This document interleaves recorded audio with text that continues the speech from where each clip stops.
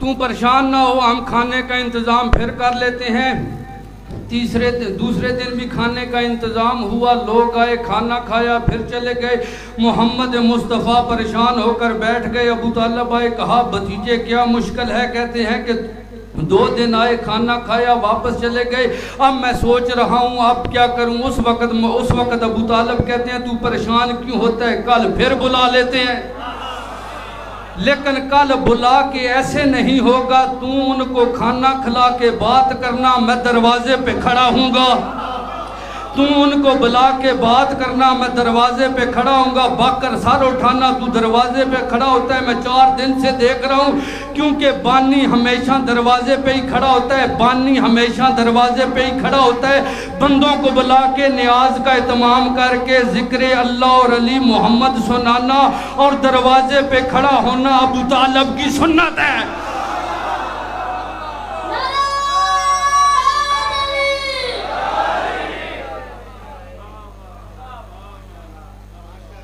بانی سمجھ آئیے، دروازے پہ کھڑا ہونا ابو طالب کی سنت ہے۔ تیسرے دن لوگ آئے، کھانا کھا کے رسول نے جب بات شروع کی تو اٹھنے لگے۔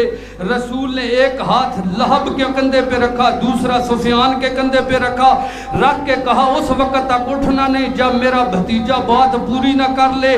میں نے کہا ابو طالب آپ سفید ریچھ ہیں، آپ اس وقت ضعیفی کی حالت میں، یہ دونوں بدبخت جوان تھے، آپ کے پنجے میں اتنی طاقت تھی، آپ نے صرف ہاتھ رکھا، وہ بیٹھ گئے۔ اس وقت ابو طالب مسکرائے، انہوں نے کہا تجھے نہیں پتا وہ میرا ہی بیٹا تھا جس نے در خیبر اڑایا، ابھی تک واپس۔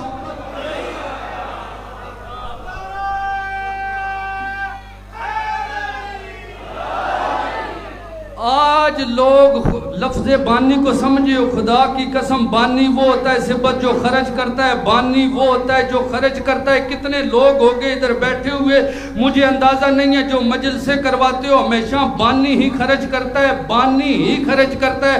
آج کل ذاکر بھی یہ ایک جملہ کہنا شروع ہو گیا، میں بانی کی حیثیت سے آیا۔ نہ میں بالکل بانی کی حیثیت سے نہیں آیا، میں پڑھنے آیا ہوں۔ ہم نے تو کچھ لے کے جاننا ہوتا ہے، اگر ہمیں بانی کچھ نہ دے ہم تو گلے پڑھنے پہ آ جاتے ہیں۔ ہم نے لے کے جاننا ہوتا ہے، بانی وہ ہوتا ہے جو خرچ کرتا ہے، بانی وہ ہوتا ہے جو خرچ کرتا ہے، جو خرچ کرتا ہے۔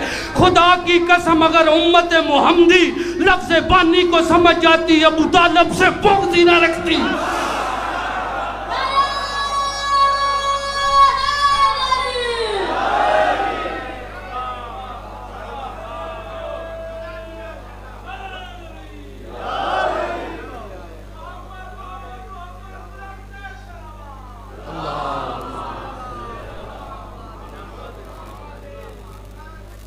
اگر امت محمدی لفظ بانی کو سمجھ جاتی، خدا کی قسم ابو طالب سے بغض ہی نہ رکھتی۔ اچھا کتنے دن کھانا کھلایا؟ 3 دن۔ اب کھولنا قرآن، سورہ ضحیٰ، قرآن کا 93 نمبر سورہ، جس میں اللہ کہہ رہا ہے الم یجد کا یتیمن فآویٰ، تم یتیم تھے ہم نے تجھے پناہ دی، وَوَجَدَكَ أَهْلًا وَأَغْنَىٰ، تم مفلس تھے ہم نے تجھے غنی کیا۔ پناہ دینے والا ابو طالب ہے، غنی کرنے والی خدیجہ ہے۔ بدبخت تو 1400 سال بعد ابو طالب کے ایمان کے پہ اور کفر پہ ٹامک ٹوئیاں مار رہا ہے۔ اللہ ابو طالب کے کاموں کو اپنے کام کہہ رہا ہے۔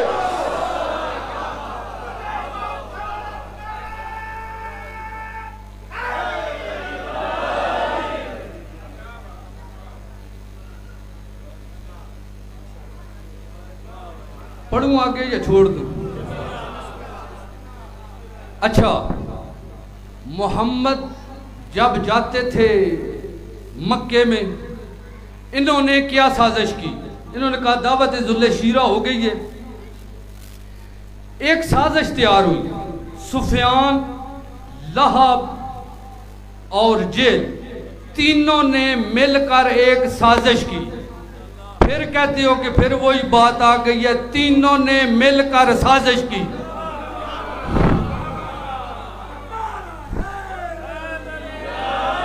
سازش کیا ہوئی؟ سازش یہ ہوئی کہ مردوں میں پھیلا دو شاعر ہے، جو قرآن سناتا ہے شاعر ہے، یعنی شاعر کو اچھا نہیں عرب میں سمجھا جاتا تھا۔ عورتیں ویسے جادو سے ڈرتی ہیں، ان کو کہہ دو جادوگر ہے، بچوں کو کہہ دو دیوانہ ہے، پتھر مارے۔ 3 قسم کی سازشیں ہو گئیں، 3 قسم کی سازشیں ہو گئی، کرنے والے بھی 3، ہونے والی بھی 3، کرنے والے بھی 3، ہونے والی بھی 3۔ آج بھی دیکھ لو عزاداری کے ساتھ بھی 3 سازشیں نہیں ہیں، یہ حرام ہے، بدعت ہے، گناہ ہے۔ سازش کرنے والے بھی 3، سازش ہونے والے بھی 3۔ آج بھی جو عزاداری کے بارے میں روکے، مردوں کو کہا گیا کہ مجلس میں نہ جانا، نکاح ٹوٹ جائے گا، مردوں کو کہا مجلس میں نہ جانا، نکاح ٹوٹ جائے گا، عورتوں کو کہا شام غریبہ میں بے حرمتی ہوتی ہے، بچوں کو کہا وہ ذبح کر کے دیگوں میں ڈالتے ہیں۔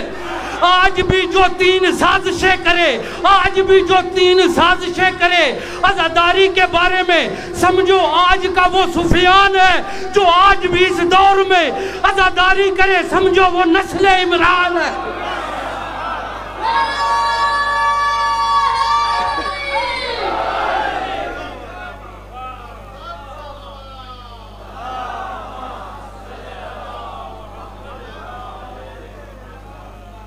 مکے کے لوگ محمد مصطفیٰ سے متنفر ہو گئے، ان وجہ سے محمد مصطفیٰ مکے کی گلیوں میں نکلے، بچوں نے پتھر مارے، جسم عطر پہ پتھر لگے، خون بہنا شروع ہو گیا، گھر واپس گئے، سرکار ابو طالب نے دیکھا، پوچھا یہ کیا ہے؟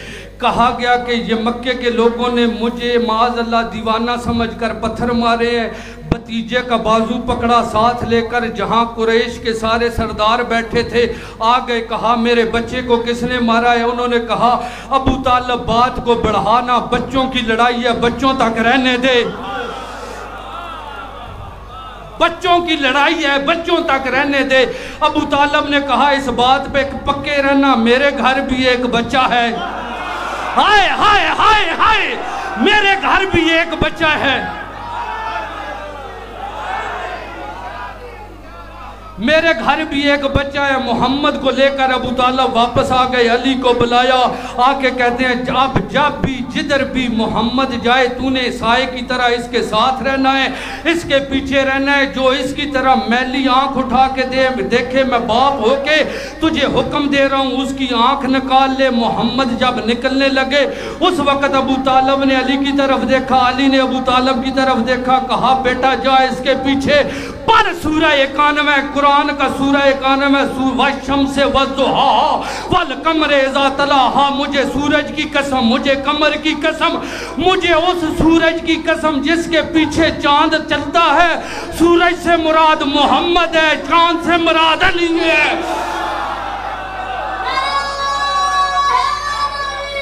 ہائے ہائے ہائے ہائے ہائے، اللہ آپ کو سلامت رکھے۔ سورج سے مراد محمد ہے، چاند سے مراد علی ہے۔ سورج سے مراد اس وقت کا محمد ہے، اس وقت کا چاند سے مراد علی ہے۔ کربلا میں سورج سے مراد حسین ہے، قمر عباس ہے۔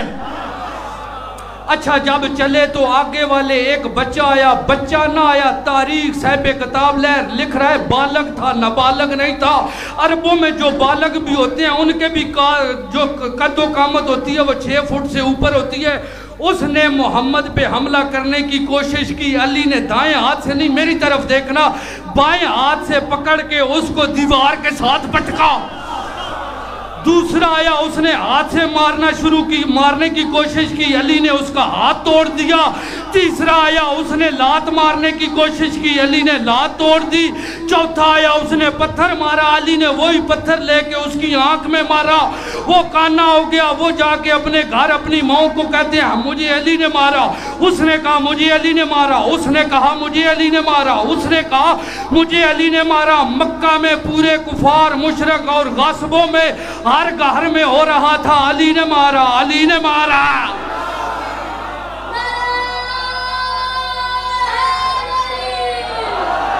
اللہ ان ہاتھوں کو سلامت رکھے۔ شکریہ آپ کی ذرا نوازی کا، شکریہ آپ کی مسافر نوازی کا۔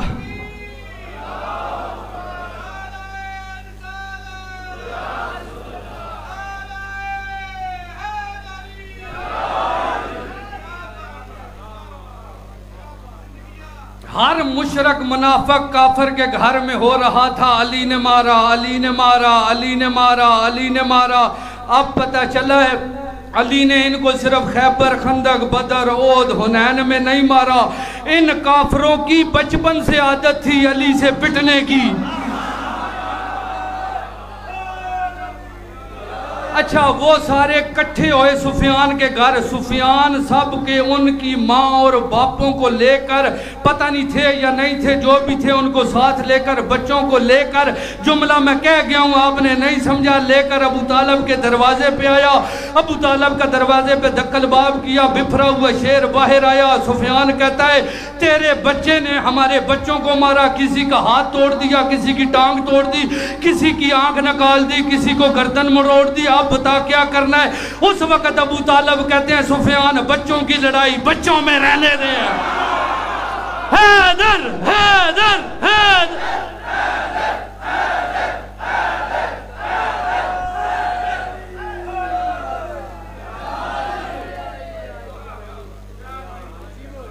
بات سمجھ آئیے یا وقت ضائع ہوئے؟